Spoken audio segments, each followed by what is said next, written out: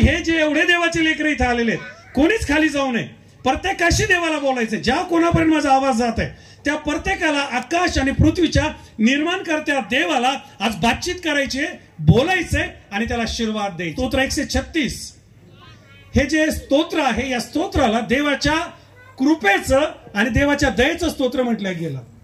मी ज्यावेळेस विचार करत होतो की देवाच्या मंडळीशी काय बोलावं, योजना या बाळासाठी काय बोलावं. आता योजना जी आहे ही एकदम लिटिल आहे किंवा लहान आहे, तिला काही कळत नाही, पण तिच्या पप्पाला, मम्मीला, तिच्या घरातल्या प्रत्येक प्रियजनाला काय बोलावं, आलेल्या सेवकांशी काय बोलावं, समोर बसलेल्या मंडळीशी काय बोलावं, आणि जे मला टीव्ही चॅनलवर ऐकत आहेत, जे मला युट्यूबवर ऐकत आहेत त्यांच्याशी पण काय बोलावं. या सगळ्यांसाठी बोलण्यासाठी देवाने जो शब्द माझ्या मुखात घातला तो शब्द आहे कृपा. म्हणा कृपा. आणि ही जी कृपा आहे, या कृपेबद्दल मला बाळ योजनासाठी आणि तो बसणाऱ्या प्रत्येक देवाच्या मुलासाठी, मुलीसाठी आणि सेवकांसाठी पुढील काही वेळ बोलायचंय. हे जे स्तोत्र 136 आहे, हे 136 स्तोत्र मोस्ट ऑफ इस्रायल लोक वारंवार गातात. कारण हे स्तोत्र त्यावेळेस लिहिलं गेलं ज्यावेळेस हे इस्रायल लोक जे आहेत यांची देवाने सुटका केली होती. हे जे इस्रायल लोक आहेत हे 430 वर्षापेक्षा जास्त काळ फारोच्या गुलामगिरीमध्ये होते. मी संदेशाच्या पुढच्या भागात तिकडे येईल, पण तुम्हाला माझ्या प्रस्तावनेची सुरुवात करू द्या.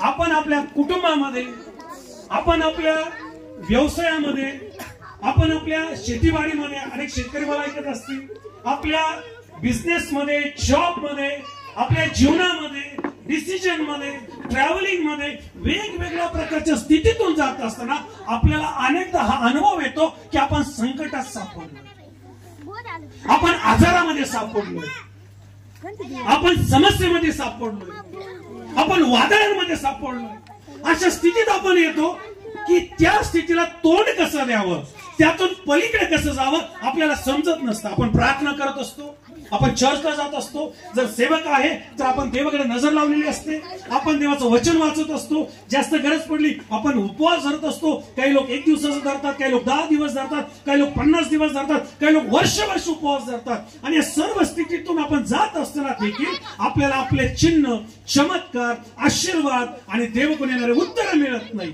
आणि अशा स्थितीमध्ये आम्हाला कळत नाही की आम्ही नेमकं करावं तर काय करावं. असं वाटतं की कदाचित देव माझं ऐकत नाहीये, कदाचित माझं आरोग्य मला परत मिळत नाहीये. आता कृपा फक्त 1 वर्षाची, हळूहळू ती पुढे वाढत जाईल. 1चे 2 होतील, 2चे 4 होतील, 4चे 8 होतील, 10 होतील, आणि मग ती आशा वय येतील की ज्याला आपण टीन एजेस म्हणतो, मग अडल्ट एज आहे, मग मॅरेज एज आहे. आणि अशा स्थितीतून हा परिवार जाणार आहे. आजच्या या युगामध्ये लेकरं कोणालाच आवडत नाही साधारण शाळेत टाकायची. जरी सरकारने एवढ्या सुंदर सुंदर शाळा, सुंदर सुंदर शिक्षण दिलेलं आहे, सेमी इंग्लिश मीडियम स्कूल दिलेलं आहे, तरी देखील आपल्या प्रत्येकाला वाटतं की माझं लेकरू अमक्या गावातल्या सर्वात बेस्ट इंग्लिश मीडियम स्कूल मध्ये असलं पाहिजे. जेव्हा ते LKG to 10th क्लास आहे आम्ही त्याला बेस्ट स्कूल देतो, जेव्हा ते 10 मधून पास होतं आम्ही बेस्ट कॉलेज शोधतो. आणि त्याही नंतर जर त्याला इंजिनियर बनायचंय, डॉक्टर बनायचंय किंवा त्याला इतर क्षेत्रात जायचंय आम्ही टॉपचं शोधत असतो. परंतु फायनान्शियल बॅकअप जो आहे तो आम्हाला मिळत नाही आणि कळत नाही नेमकं काय करावं. जर आम्ही सेवकामध्ये सेवा करत असतो, चर्चचे प्रश्न असतात, मिनिस्ट्रीचे प्रश्न असतात, अनेक फॅमिलीचे प्रश्न असतात, आणि ते सोडवत असताना, चांगलं करत असताना फॅमिलीचे ते लक्षात येत नाही, मेंबरचे ते लक्षात येत नाही, तरुणांचे ते लक्षात येत नाही, लोकांचे ते लक्षात येत नाही, चांगलं करू नये, निराशा पदरी पडते आणि सेवकांना प्रश्न पडतो की नेमकं पुढे कसं जायचं. अशा प्रकारचे हजारो प्रश्न आपल्या प्रत्येकाच्या जीवनात येत असतात आणि पुढे कसं जायचं हे आम्हाला कळत नाही. आणि काही लोक या कन्क्लुजनला येतात की आता माझ्यासाठी काही उरलेलं नाही, माझ्यासाठी काही राहिलेलं नाही, हा आजार आता असाच राहील, हे लेकरू आता असंच राहील, ही गरिबी आता अशीच राहील, हा बिझनेस आता असाच राहील. हर एक परिस्थिती ही जी आहे ती स्टॅग्नेटेड झालेली असते किंवा त्या ठिकाणी ती थांबलेली असते आणि आम्हाला कळत नाही त्यातून पार कसं जावं. आणि अशा स्थितीमध्ये जणू काय तांबडा समुद्र तुमच्या समोर असेल, जो स्तोत्र 136 मध्ये आम्ही इस्रायल लोकांच्या समोर पाहतो. जणू काय फारोच्या सैन्याने तुम्हाला घेरलेलं असेल, जे आम्ही निर्गमाच्या 2ऱ्या अध्यायामध्ये पाहतो की ज्या प्रकारे मोशेला देवाने बोलवलं आणि सांगितलं तू जा आणि माझ्या लोकांना दास्यातून सोडव, त्याप्रमाणे कदाचित आम्ही वेगवेगळ्या विचारांच्या दास्यत्वामध्ये असू, वेगवेगळ्या परिस्थितीने आम्ही गांगरून गेलेलो असू. काही दिवसापूर्वी एका भावाची माझी भेट झाली आणि हा भाऊ जो आहे देवाच्या सेवेमध्ये, आणि या भावाने मला सांगितलं की पाळक साहेब माझ्या मिसेसच्या बदलीसाठी प्रार्थना करा. त्यांनी प्रार्थना केली, मी प्रार्थना केली, त्या मिसेसने प्रार्थना केली, बऱ्याच दिवस प्रार्थना चालू, परंतु बदली व्हायला काही तयार नाही. एक दिवस आम्ही दोघं फोनवर बोलत असताना मी त्यांना एनकरेज करत होतो की आपण देवाकडे पाहूया, प्रार्थना करूया. ते म्हणले बस अजून किती काळ प्रार्थना करायची आणि आता काय प्रार्थना करायची, कारण एवढ्या प्रार्थना झालेल्या आहेत. आणि मलाही त्या गोष्टी त्यांच्या पटल्या, की खरंच खूप प्रार्थना झालेल्या आहे. आणि मी त्यांना ते बोललो जे आज रात्री तुमच्याशी बोलत आहे. म्हटलं पास एक काम करूया, आता आपण देवाच्या हाताकडे पाहूया. ज्या प्रकारे शास्त्रामध्ये लिहिलं, जोपर्यंत आमच्यावर कृपा करत नाही तोपर्यंत आमचे डोळे तुझ्याकडे लागलेले. चला आपण त्याच्या हाताकडे पाहू. वर्ष मागून वर्ष जात होते, महिना मागून महिना जात होता, बदलीचं काय नाव नव्हतं. देवाने अशी कृपा केली, देवाने अशी दया केली, जणू काय त्या तांबड्या समुद्रातून कोरड्या भूमीवर जाण्यासारखं या देवाच्या सेवकाच्या जीवनात कार्य झालं. अचानक एक दिवशी त्यांना त्या ठिकाणी फोन येतोय आणि त्यांना समजतंय की देवबापाने त्यांच्या पत्नीची जी बदली आहे ती केलेली आहे. कारण ती पत्नी खूप लांब राहत होती, लेकरांचे हाल होत होते, सेवेत हाल होत होते आणि देवाने त्याची कृपा त्या कुटुंबावर प्रगट केलेली आहे. मागच्या आठवड्यात जेव्हा मी गप्पा मारत होतो त्यांनी सांगितलं की पास्टर फक्त बदली झालेली नाहीये, आता असा जीआर आलेला आहे की जिल्ह्याच्या बाहेर बदली होऊ शकते. जर हा जीआर काही महिन्या अगोदर आला असता तर ती बदली झाली नसती. ज्यावेळेस देव कृपा करायचं ठरवतो, मग आजार किती मोठा असू द्या, लेकरं किती हाताच्या बाहेर गेलेला असू द्या, किती मोठं कर्ज असू द्या, निसर्ग विरोधात गेलेला असू द्या, शरीर विरोधात गेलेला असू द्या, हर एक परिस्थिती तुमच्या विरोधात असू द्या, देव तुमच्या मुखामध्ये कृपेचं गीत घालणार. कारण हे सीझन कृपेचं सीझन आहे. ज्या देवाने योशेला तिच्या आईच्या उदरामध्ये सांभाळलं, 9 महिने त्याची काळजी घेतली, वर्षभर तिचा सांभाळ केला, तो कृपा करणारा देव आहे. आणि म्हणून आता इस्रायली म्हणावं त्याची दया सनातन आहे. माझी इच्छा आहे की आज तुम्ही काय झाले विसरून जा. हे लक्षात ठेवा की मी जर तुमच्याशी बोलत आहे, हा मी बोलत नाही, देव तुमच्याशी बोलत आहे. देवाचा आत्मा तुमच्याशी बोलत आहे, मी फक्त माध्यम आहे. आणि देव का तुमच्याशी बोलत आहे, कारण देवाला तुमच्या दैन्य अवस्थेमध्ये तुमच्यावर कृपा करायची आहे. तुमच्या भयंकर स्थितीमध्ये त्याला तुमच्यावर कृपा करायची आहे. कारण शास्त्र सांगतं त्याची कृपा कधीच कमी होत नाही, त्याच्या करुणेत कधीच खंड पडत नाही, ती रोज नवीन होते. आपल्या शेजारच्याला सांगा हे सीझन कृपेचं सीझन आहे. खवा परमेश्वर त्याच्या लोकांवर मेहर नजर करणारा.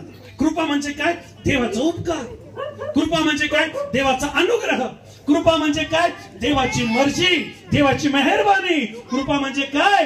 देवाची दया, देवाची माया. जर आज मी तुमच्याशी बोलत आहे, हे दुसरं तिसरं काही नाहीये.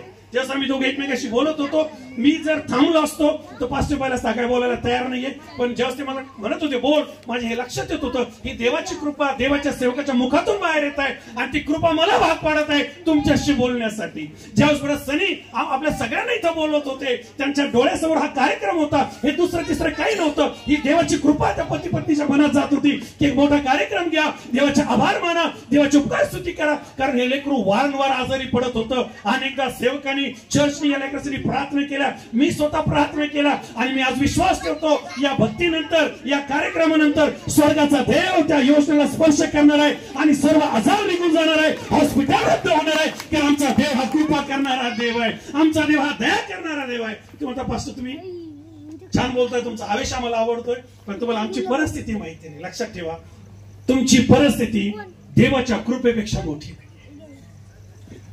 तुमचे प्रश्न देवाच्या सामर्थ्यापेक्षा मोठे नाही. तुमचं दुःख देवाच्या दयेपेक्षा मोठं नाही. 430 वर्ष आमचे पूर्वज त्या गुलामगिरीमध्ये होते, पण ते विसरले होते की देव हा कृपा करण्यामध्ये प्रथम आहे, देव हा दया करण्यामध्ये प्रथम आहे. ते देवाला सामोरं जायला तयार नव्हते, ते देवाकडे आघात करायला तयार नव्हते. खूप जुलूम वाढल्यावर, खूप त्रास वाढल्यावर ते देवाकडे गेले आणि शास्त्रामध्ये लिहिलं त्यांनी देवाचा धावा केला आणि देवाने अब्राम, इसाक आणि याकोब यांची आठवण केली. का बरं देवाने अब्रामाची आठवण केली? कारण देव अब्रामाला म्हणाला होता मी तुझ्यावर कृपा करेल. का बरं देवाने इसाकाची आठवण केली? देव इसाकाला म्हणाला होता मी तुझ्यावर कृपा करेल, मी तुझं कल्याण करेल. आणि देव आम्हाला पाहायला मिळतं याकोबाला म्हणाला होता मी तुझ्यावर कृपा करेल. आज तोच देव या रात्रीच्या वेळी सनीला म्हणतो मी तुझ्यावर कृपा करेल, योजनेला म्हणतो मी तुझ्यावर कृपा करेल, माझ्या मागे बसणाऱ्या देवाच्या सेवकाला म्हणतो मी तुमच्यावर कृपा करेल, मला ऐकणाऱ्या सेवकांना म्हणतो मी तुमच्यावर कृपा करेल, माझ्या समोर बसणाऱ्यांना म्हणतो मी तुमच्यावर कृपा करेल. आणि ज्या कोणापर्यंत माझा आवाज जात आहे तो कोणत्याही स्थितीमध्ये असू द्या, जर आज रात्री तो आकाश आणि पृथ्वीचा निर्माण करता जो परमेश्वर आहे त्याच्यावर विश्वास ठेवेल तर त्याच्यावर कृपा झाल्याशिवाय राहणार नाही, त्याचं जीवन आशीर्वादी आनंदी झाल्याशिवाय राहणार नाही, त्याच्या जीवनामध्ये शांती आल्याशिवाय राहणार नाही. हा ख्रिसमसचा महिना आहे, हा महिना कृपेचा महिना आहे. कारण शास्त्र मला सांगतो लूक ऋषिवर्तमान याचा पहिला अध्याय आणि वचन 28 मध्ये असं म्हटलं, ज्यावेळेस एक कुमारिका गर्भवती झाली, तिला काय उत्तर द्यावं तेच कळलं. तिला लोकांना सामोरे जाऊन काय बोलावं ते कळलं. कारण इतिहासात हे कधीही झालं नव्हतं आणि कधी होणार पण नाही. कारण हे अद्भुत होतं आणि हे देवाकडून झालं होतं. जेव्हा तिच्या मैत्रिणी विचारत होते की हे काय आहे, जेव्हा शेजारी पाजारी विचारत हे काय आहे, जेव्हा नातेवाईक विचारत होते काय आहे, इव्हन आलिशिवा विचारत होते काय आहे, मरीच्या मुखातून एक सुंदर शब्द बाहेर आला आणि तो या प्रकारचा होता, मी परमेश्वराची कृपा पावलेली आहे, माझ्यावर परमेश्वराची कृपा झालेली आहे. ही रात्र देवाच्या कृपेची रात्र आहे, ही रात्र जीवन बदलणारी रात्र आहे, ही रात्र तुमच्या जीवनात महान कार्य करणारी रात्र आहे. तुम्ही थांबले असाल, प्लीज थांबा तिथंच. त्या आजाराने तुम्हाला थांबवलं असेल, वादळाने तुम्हाला थांबवलं असेल, दुःखाने तुम्हाला थांबवलं असेल, डॉक्टरच्या रिपोर्टने तुम्हाला थांबवलं असेल. आम्ही डॉक्टरांचा सन्मान करतो, डॉक्टरांवर देव प्रेम करतो, परंतु डॉक्टरचा रिपोर्ट फायनल रिपोर्ट नाहीये, बायबलच्या देवाचा रिपोर्ट फायनल रिपोर्ट आहे. आमेन. कर्जा बाजारातून तुम्ही जात असाल, निराशेतून तुम्ही जात असाल, एक भावना असेल माझं पतन झालंय, हो तुम्ही व्यसनातून जात असाल, हताशमय जीवन असेल, हरल्यासारखं वाटत असेल, सगळं संपल्यासारखं वाटत असेल, आज रात्री मी जाहीर करतो, योजनेच्या वाढदिवसानिमित्त जिथं तुम्ही थांबले तिथं देवाची कृपा सुरू होणार आहे. जिथं तुम्ही पडले तिथं देवाची कृपा सुरू होणार आहे तुम्हाला उभारण्यासाठी. जिथं तुम्ही मागे गेले तिथं देवाचा हात येणार आहे तेवढेच तुम्हाला पुढे घेऊन जाण्यासाठी. कारण देवाची कृपा ही कधीच खंड पडत नाही. लुकाचं शुभवर्तमान याच्या आणि 4थ्या अध्यायामध्ये पाहतो 18 आणि 19 वचनामध्ये येशू ख्रिस्त जेव्हा नाझरेथ मध्ये होता, तो सिनेगॉग मध्ये गेला आणि गेल्यानंतर त्याला बायबल वाचायला दिलं. बायबल म्हणजे यशाचा ग्रंथ. आणि त्या ठिकाणाहून तो कोट करतो की परमेश्वराचा आत्मा माझ्यावर आलेला आहे आणि त्याने मला अभिषेक केलेला आहे. कशासाठी अभिषेक केला? हे जाहीर करण्यासाठी. हे सीझन, हे वर्ष परमेश्वराच्या प्रसादाचं वर्ष असणार आहे. आता हा जो प्रसाद शब्द आहे, हा प्रसाद शब्द आम्हाला स्तोत्र 30 आणि वचन 5 मध्ये देखील पाहायला मिळतो. तरी असं म्हटलं, देवाचा क्रोध क्षणभर आहे, मात्र त्याचा प्रसाद आयुष्यभर आहे. आणि जसं आम्ही इंग्लिश कडे येतो किंवा इंग्लिश व्हर्जन आम्ही वाचतो, प्रसाद हा शब्द याचा अर्थ होतो फेवर. फेवर या शब्दाचा अर्थ होतो कृपा. आज रात्री देवाच्या लोकांनो मला हे जाहीर करू द्या, नाझरेथ मध्ये येशूने हे जाहीर केलं की देवाने मला अभिषेक केलाय जे रडत आहे त्यांचे अश्रू पुसण्यासाठी. देवाने मला अभिषेक केलाय जे धरून नेले त्यांना मुक्त करण्यासाठी. देवाने मला अभिषेक केलाय ज्यांना साईट नाहीये, नजर नाहीये, त्यांना दृष्टी देण्यासाठी. देवाने मला अभिषेक केलाय ज्यांना जखमा झाल्यात त्यांना पट्टे बांधण्यासाठी. जे तुरुंगात आहे त्यांना वचन विदित करण्यासाठी. आणि देवाने मला अभिषेक केलाय हे सांगण्यासाठी की त्याची कृपा ही सनातन आहे, त्याची दया ही सनातन आहे. ती रोज नवीन होते, ती कधीच कमी पडत नाही, ती कधीच सोडत नाही, ती कधीच तुमच्यापासून दूर जात नाही. कारण येशू जेव्हा स्वदेशसमोर गेला तो हेच म्हणत होता, याला क्षमा कर, याला क्षमा कर, त्याला क्षमा कर. कारण त्यांना कळत नाहीये ते काय करतात. ही होती त्याची कृपा आणि ही होती त्याची दया. आज रात्री माझी देवाकडे प्रार्थना आहे, योजना बाळ वाढत असताना गायकवाड परिवार, प्रसन्नी आणि हे लेकरू, या परिवारावर परमेश्वर रोज त्याची मेहर नजर करो,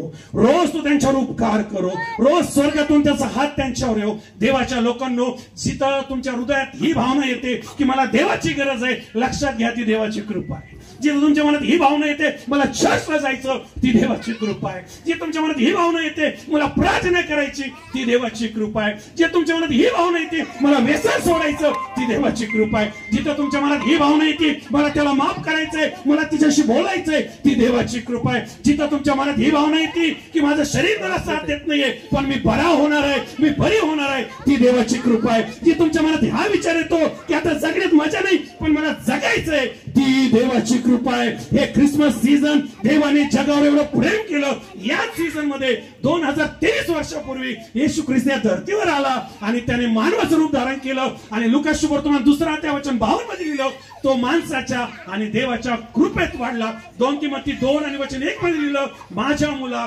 ख्रिस्त येशूच्या ठाई असलेल्या कृपेत बलवान होत जा. मला कन्क्लुजन करताना आपल्या प्रत्येकाला उत्तेजन देऊ.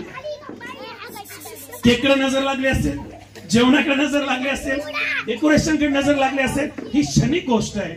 या आज आपली नजर या प्रोग्रामच्या निमित्त कृपा करणाऱ्या देवाकडे लावा. या जगातून कधी जावं लागेल माहिती नाही.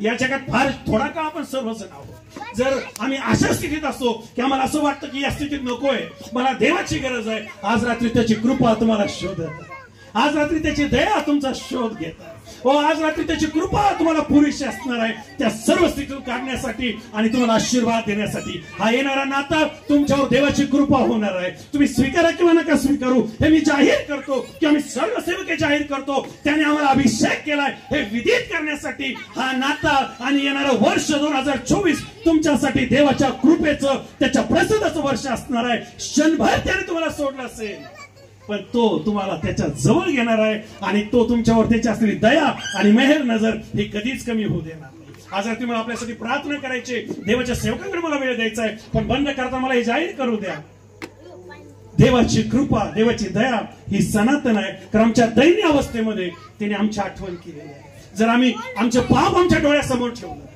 आमच्या उणीवा आमच्या डोळ्यासमोर ठेवल्या, तर आमचे उणीवा आणि पाप अधिक भरतील. परंतु ही फक्त देवाची कृपा आहे की देव आमच्यावर दया करतो, माया करतो, आणि म्हणून आम्ही जीवित आहोत, म्हणून आम्ही वाढदिवस साजरा करत आहोत, म्हणून आम्ही प्रवास करत आहोत, श्वास घेत आहोत आणि नाताळ साजरा करणार. हालेलुया, नाताळ साजरा करणार, कारण त्याची कृपा आणि त्याची दया. माझी प्रार्थना आहे, हर एक ती गोष्ट, ती निगेटिव्ह थॉट आणि ते सर्व नकारात्मक गोष्टी ज्या देवाच्या कृपेजवळ आम्हाला येऊ देत नसतील त्या आमच्यापासून दूर जाओ आणि येणारे दिवस आपल्या प्रत्येकासाठी कल्याण व दया ही प्राप्त हो. आपल्या डोक्यावर त्याच्या करुणेचा आणि दयेचा मुकुट तो ठेव. आमेन म्हणाले हातवर करून. कमॉन चर्च, आमेन. जेवढे पाच केदारीचे लोक आलेले ते तरी मोठा आमेन म्हणा. आज कधी आपण मला प्रथम ऐकत असाल, आपल्याला देवाची ओळख नसेल, ज्या देवाने आकाश आणि पृथ्वी निर्माण केली तो देव 2000 वर्षापूर्वी मानवाच्या रूपात या जगात आला. यालाच म्हणतात ख्रिसमस. ख्रिसमस म्हणजे क्राइस्ट मास, ज्या येशूने आपला जीव दिला, अटोनमेंट केलं, ते हे सीझन आहे. आणि जो कोणी येशूवर विश्वास ठेवतो तो अंधारातून प्रकाशाकडे जातो, मरणातून जीवनाकडे जातो आणि तो नरकातून स्वर्गाकडे जातो. ही आहे परमेश्वराची कृपा. मी त्या जीवनात गेलोय, हे ऐकणारे त्या जीवनात गेले. आणि भावा बहिणी, जर अजून ती ओळख नसेल तर या वचनाच्या माध्यमातून, या संदेशाच्या माध्यमातून, योजना 12च्या वाढदिवसाच्या माध्यमातून प्रभू तुझ्यावर कृपा करत आहे. परमेश्वर तुला आशीर्वाद देव आणि परमेश्वर तुला त्या या महिन्यामध्ये त्याच्या कृपेने भरो. त्याचप्रमाणे जर माझ्यासमोर कोणी दुःखी, कष्टी, निराश, हताश असतील, कमान चुना ते होऊन गेलं, पहा आज सगळं काही नवीन होत आहे आणि परमेश्वर तुमच्या कृपा करत आहे. परमेश्वर तुमच्या कृपा करत आहे. परमेश्वर तुमच्या कृपा करत आहे. परमेश्वर तुमच्या पुढे जात आहे आणि वाकडे तिकडे मार्ग सरळ करत आहे. देवा तुम्हाला आशीर्वाद देव. या संदेशाद्वारे बाळ योजनेवर परमेश्वर कृपा करो, तिच्या पुढच्या पिढ्यांवर परमेश्वर कृपा करो आणि गायकवाड कुटुंबाला देवा खूप आशीर्वाद देव. पास्टर केदार यांच्या मनापासून आभार. आपले देखील आभार. एक टाळ्याचा अर्पण देवाला देव. God bless you. Pastor Deepak Thorat या नावाने आपलं जे YouTube चॅनल आहे, मी आपल्याला विनंती करतो की अशा प्रकारचा देवाचा संदेश आपल्याला मिळण्यासाठी आमचं चॅनल आपण सबस्क्राईब करावं.